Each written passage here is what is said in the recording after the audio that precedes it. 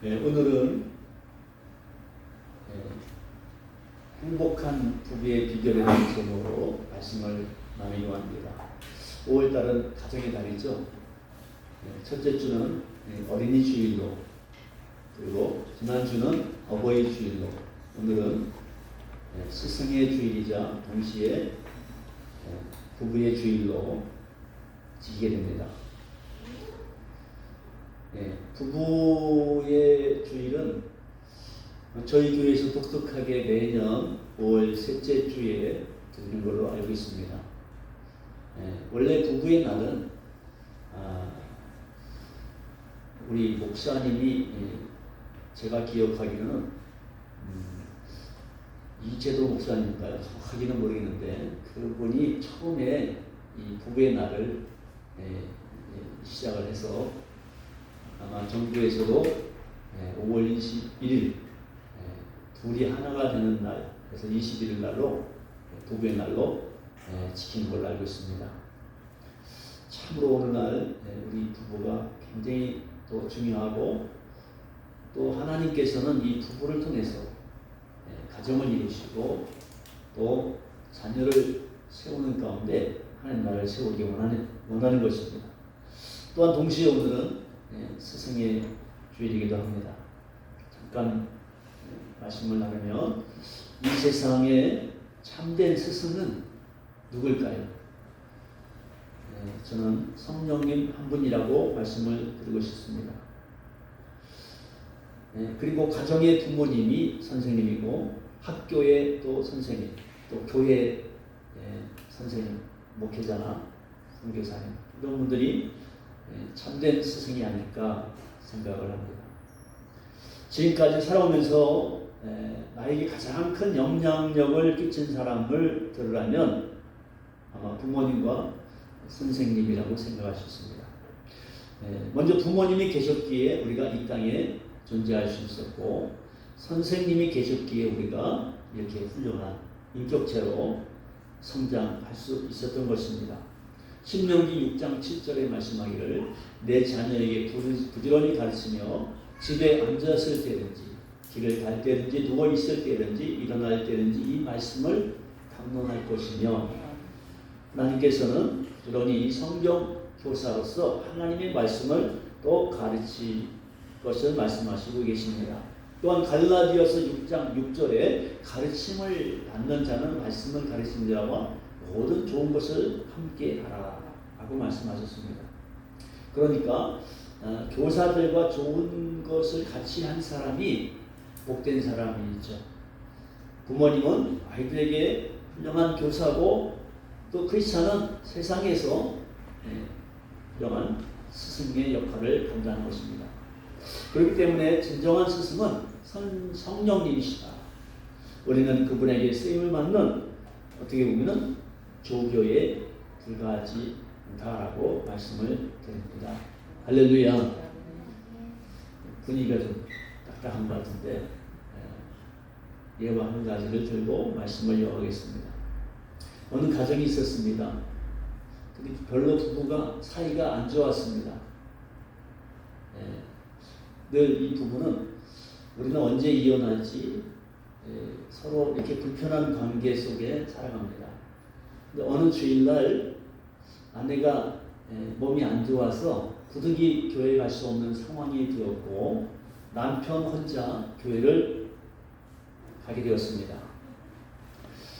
주일날 예배 드리고 집에 돌아온 남편이 좀 뭔가 태도와 말투가 달라진 거예요. 생전에 부인에게 여보 사랑해요 고마워라는 표현을 거의 전혀 하지 않던 이 남편이 갑자기 주일날 예배드리고 오지만은 여보 사랑해요, 고마워요 이렇게 말합니다. 그리고 안 하던 애교도 부립니다. 그리고 평소 같으면은 주일날 일요일이죠.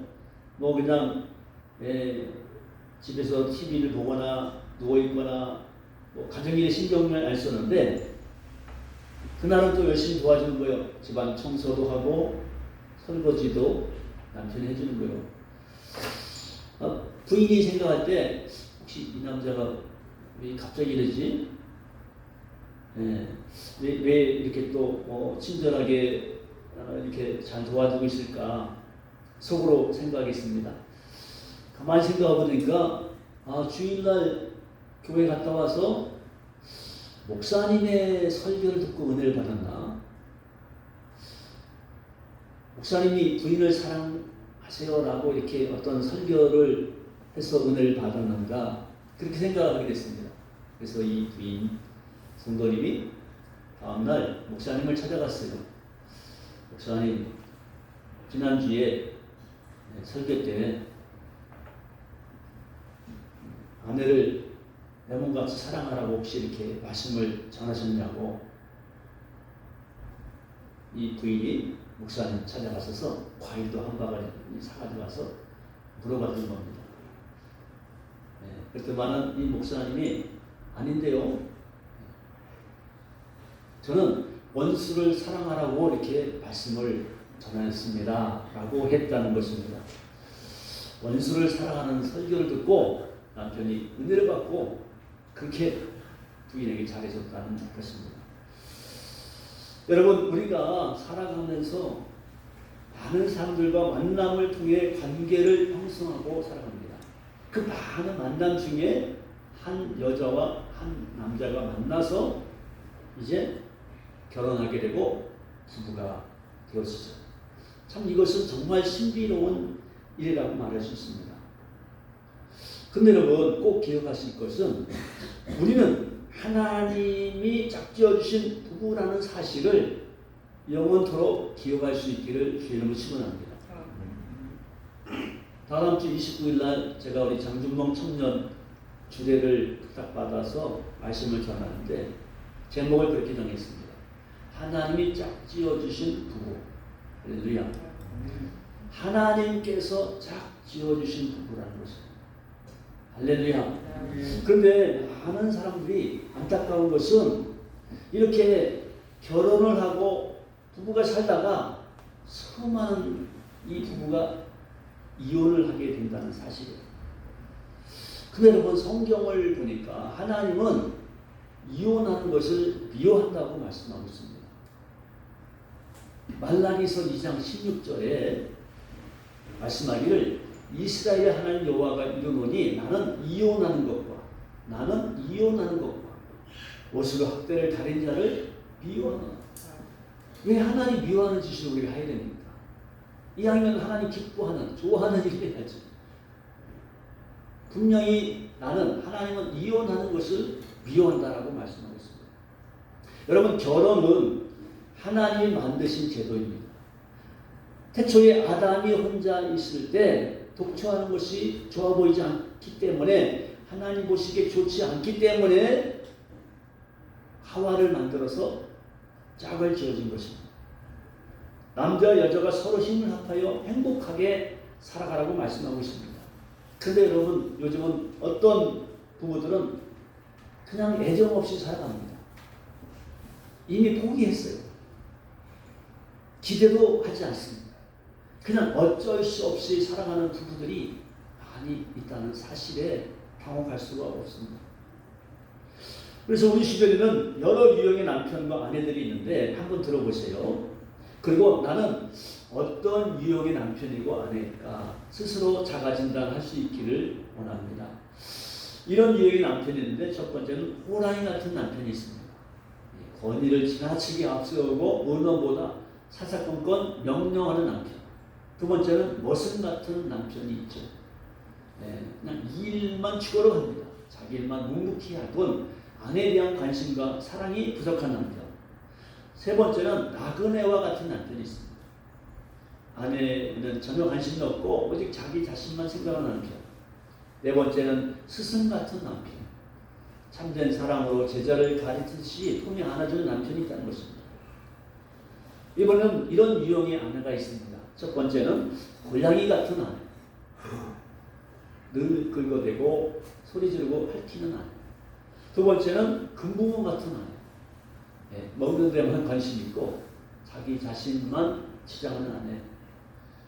세 번째는 누에 같은 아내. 부지런히 그리고 묵묵히 자기 일만 하는 아내가 있습니다. 마지막 네 번째는 천사 같은 아내, 언제나 웃는 얼굴로 섬기고 도와주는 사람과 화목을 만드는 아내, 이런 유형의 남편과 아내가 있다는 것입니다. 자, 그래서 오늘 저는 하나님이 함께 하실 행복한 부부는 어떤 부부일까? 이 행복한 부부의 비결을 세 가지로 짧게 말씀을 드리곤 합니다. 첫 번째는 따라 해볼까요? 부부는 한 배를 탄 공동 운명체입니다. 네, 한 배를 탄 공동 운명체가 바로 부부인 것입니다. 성경에 오늘도 말씀하기를 이 부부의 관계를 교회와 예수님과의 비유로 말씀하고 있습니다. 교회와 예수 그리스도는 절대로 분리할 수가 없습니다. 하나인 것입니다. 예수님은 온 인류를 위하여 자기 몸을 십자가에 못 박기까지 그의 피로 씻어 깨끗하게 하시고 거룩하게 하사 하나님 앞에 영광스러운 교회로 세우시고 신이 교회의 머리가 되셨다라고 말씀하십니다. 예수님의 희생으로 교회가 탄생되었고 예수님은 교회의 머리가 돼서 함께 하시며 지키고 말씀하시고 인도하시고 용서와 사랑으로 돌보십니다. 그래서 교회는 이 예수님의 몸이요 공동 운명체인 것입니다. 이 부부는 창조주 하나님이 짝지어주신 공동 운명체라는 사실을 기억해야 합니다. 그러므로 부부는 죽음 외에는 절대로 갈라서도 나눠서도 안 됩니다. 예수님이 말씀하십니다. 마태복음 19장 6절 다 같이 시작. 그런즉 이제 부부니 몸이요 한 몸이니 그러므로 하나님이 짝지어 주신 것을 사람이 나누지 못할지니라. 아멘. 하나님이 짝지어 주신 것을 사람이 나누지 못할지니라. 그렇다면 반대로 여러분 이혼, 별거, 그 다음에 헤어진다는 생각, 분방, 이것은 누가 줬습니까? 분명히 하나님이 짝지어 준 것을 사람이 나눌 수 없다고 그러는데 자꾸 내 생각에 머릿속에 언젠간 나는 이혼할 거야, 헤어질 거야, 같이 사는 게 싫어, 우리 가정은 별거하는 게 편해, 분방, 이런 마음 생각을 주는 것은 마귀가 주는 생각이에요. 있습니까? 절대로 하나님이 그런 생각 줄 수 없습니다. 왜? 하나님이 결혼의 제도를 만드셨고 부부를 만드셨는데 한 배를 탄 공동 운명체인데 왜 자꾸 나누고 갈라지고 쪼개려고 합니까? 그것은 마귀의 계략이고 유혹이고 작전입니다. 마귀가 주는 생각이에요. 하나님 주시는 생각이 아니에요. 여러분 이 세상에 흠이 없는 사람이 있습니까? 죄가 없는 사람이 있나요? 나오시라고 했습니다. 사람은 흠결이 있습니다. 완벽한 사람 없습니다. 목사라고 완벽합니까? 성도라고 아니잖아요. 다 누구는 부족함이 있고 허물이 있습니다. 그것을 서로 약점을 보완하고 이해하고 용서하고 설득하고 함께 맞춰가는 한 배를 탄 공동체는 사실이에요. 할렐루야. 여러분 요한복음 5장의 사장입니까? 사마리아 비유 아시지 않습니까? 이 여자는 남편을 5명이나 가르치고 지금 6번째 남편하고 살고 있는데 허망합니다. 행복이 없어요. 남편을 바꿔봤지만은 그놈이 그놈인 것입니다. 그 사마리아인이 예수를 만났을 때 행복을 찾았거든요. 할렐루야. 인간은 자기 눈에 들보는 보지 못하고 남의 눈에 티만 보는 것입니다. 그러므로 나같이 못난 남편을 같이 사는 아내에게 감사하시고 나같이 보잘것없는 여자를 아내로 사랑해주는 남편에게 감사하시길 바랍니다. 아멘. 아멘이 현찬하세요. 아멘. 아멘. 네, 제가 은혜 받고 나니까 은혜 받기 전에는 제가 잘난 맛에 살았더라고요. 내가 최고인 줄 알았어요. 그런데 은혜를 받고 나니까 나의 이 못난 모습에 다 같은 사람도 주님이 사랑하고 용서하시고 그것을 생각하니까 그것을 깨달으니까 얼마나 행복한지 몰라요. 아멘. 아멘.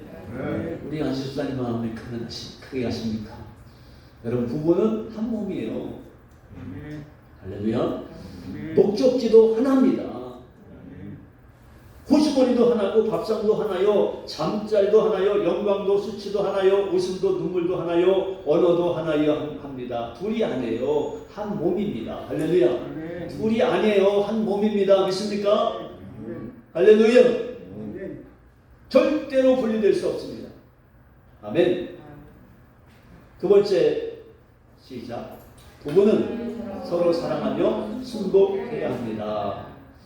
야, 부부는 서로 사랑하는 존재예요. 그리고 순복해야 합니다.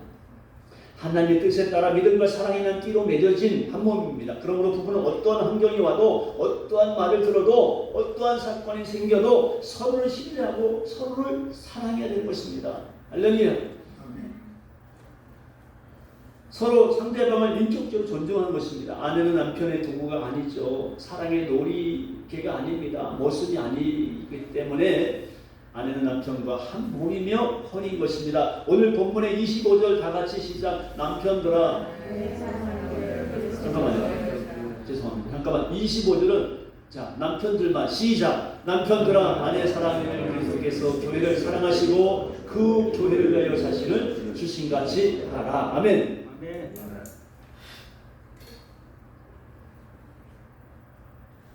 28절 시작.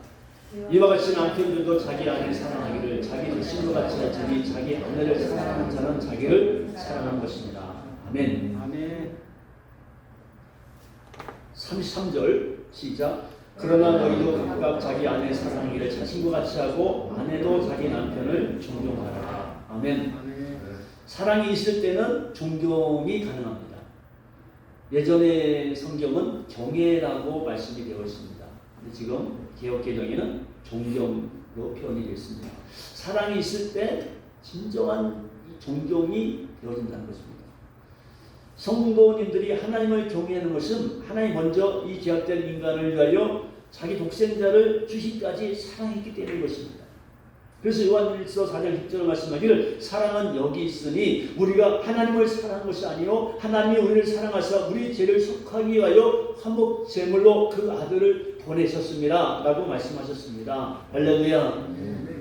자, 그래서 남편은 아내를 하나님 사랑하듯이 사랑하고 그 다음에 아내는 어떻게 합니까? 아내는 남편의 말씀에 순복해야 된다라고 말씀하십니다. 할렐루야. 남편을 믿고 따라가야 되고 순복해야 한다고 말씀하시고 있습니다. 지혜로운 아내는 남편의 힘을 북돋아 줍니다. 그리고 용기와 자신감을 일으켜 줍니다. 잠언서 12장 4절에 어진 여인은 그 지아비의 면류관이나 욕을 끼치는 여인은 그 지아비의 뼈가 썩음 같게 합니다 라고 말씀하십니다. 그래서 여러분 남편의 잘났던 못났던 얼굴이 잘생겼던 못생겼던 남편을 있는 그대로 인정하시길 바랍니다. 할렐루야.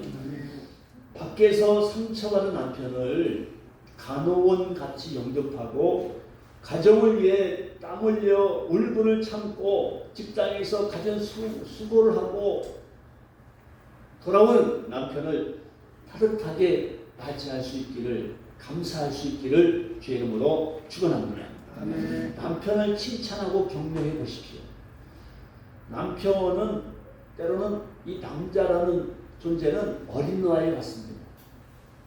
그래서 어려서는 어머니의 품을 그리워하고 결혼 후에는 아내의 품을 그리워하며 사는 존재가 남편이고 남자인 것입니다. 여러분, 아내는 가정의 기상대인 것입니다. 행복을 만드는 요리사예요. 한겨울의 솜이불입니다. 아내는 청춘에는 남편의 연인이요 장년 때에는 반려자요 노년에는 지팡이가 됩니다. 지혜로운 아내는 남편을 젊고 힘있게 만들 줄은 있습니다.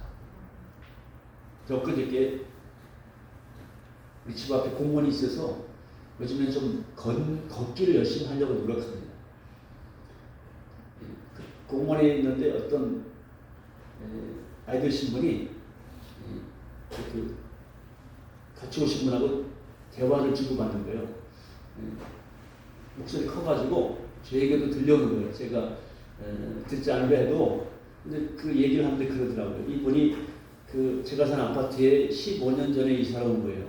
15년 됐다고 하더라고요. 이사 올 때는 남편은 같이 온 거예요. 자식들하고 같이 왔는데 그만 남편이 돌아가신 거예요. 그래서 지금은 이제 자녀들 출가해가지고 이제 따로 살고 혼자 살고 있다는 거예요. 나이 드신 분이. 근데 같이 얘기하면서 상대방이 묻는 거예요. 혹시 할아버지 계십니까? 남편이 있으니까 있다는 거예요. 그러니까 이 혼자 사는 이 분이 그러더라고요. 잘해주시라고. 근데 막 그분이 뭐 할아버지가 나를 피곤하게 한다고 잔소리도 많고 식지도 않고 꼭 내 얘기하는 것 같아요. 그리고 막 그러는 거예요. 그러니까 이분이 막 손들치면서 아니에요. 나 혼자 사는데 밥도 혼자 먹고 트레이도 혼자 보고 대박 벽 보고 이 대안에 얼마나 힘든지 모르겠다고. 있을 때가 진짜 행복했다고. 내가 그때 잘해줬더라는 생각 드는데 지금 혼자 사는 게 너무 외로운데 당신은 정말 행복하다고. 그래도 싸우고 지금 못 가도 남편이 있지 않냐고. 할렐루야. 아멘. 네. 여러분 오늘 잠언서 31장 10절에 누가 현숙한 여인을 찾아왔겠느냐 그 값은 진주보다 더하다 라고 말씀하고 계십니다. 여러분 아내에게 한마디가 남편에게 말이죠. 막 힘을 불어주고 그 한마디에 직장에 가서 죽을 돈 살 돈 일하는 거예요.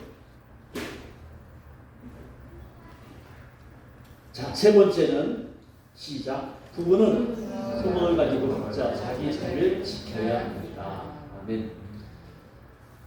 남편에게는 남편의 자리가 분명히 있습니다. 아내는 아내의 자리가 있겠죠. 남편의 자리는 아버지의 자리고 아내의 자리는 어머니의 자리입니다. 남편의 자리는 용기의 자리라면 아내의 자리는 지혜의 자리입니다. 남편의 자리는 자녀들을 실은 행복 수레를 이끌어가는 자리라면 아내의 자리는 그 행복 수레를 밀어주는 자리인 줄 믿습니다. 하와가 범죄하게 된 원인 중에 하나가 뭐죠? 원인이 뭘까요?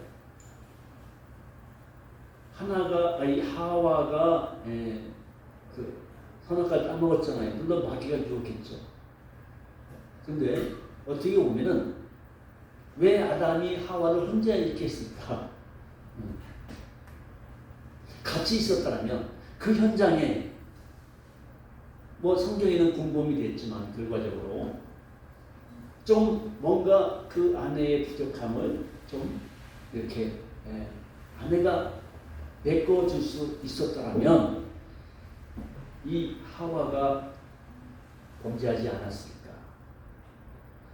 여러분 오늘날 때로는 이 타락한 아내에게는 자기 자리를 지키지 못한 남편에게 책임이 있다는 것을 잊지 말아야 합니다.